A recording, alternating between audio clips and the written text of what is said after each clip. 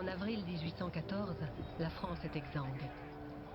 Les campagnes meurtrières de Napoléon ont fait près d'1 million de morts. L'empereur a conquis la plus grande partie de l'Europe dans un véritable bain de sang. Era un hombre a quien nada lo detenía. Cuando se fijaba un objetivo debía alcanzarlo en el menor de los plazos, y si había daños, mala suerte. 11 avril 1814. La légende se fissure. Vaincu par ses ennemis, abandonné par la France, Napoléon est contraint à l'abdication.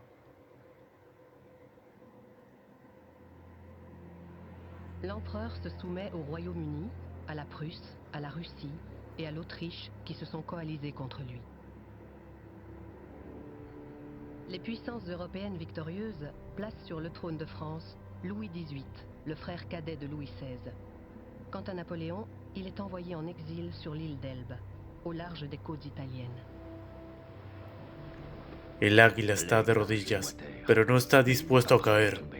Volveré a combatir a esos reyes vanidosos hasta que se inclinen ante el águila imperial. «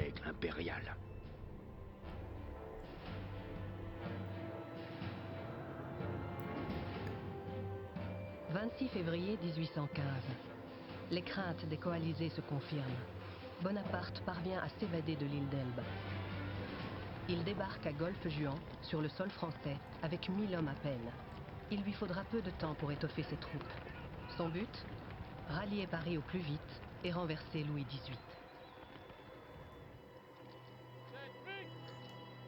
Pierre Lantelme, 44 ans, est originaire de Lyon.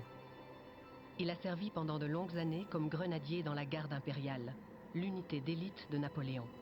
Il fait partie des 600 soldats qui ont suivi l'empereur sur l'île d'Elbe. Mi bien amada, acabamos de desembarcar en el Golfo Juan, bajo un sol de plomo. Es increíble. Cuando la gente ve al emperador, corren a arrojarse a sus pies. Incluso los soldados que deberían cortar nuestro paso se unen a nosotros. Más que nunca, los seguimos en su nueva lucha. ¡Viva el emperador! ¡Viva Francia!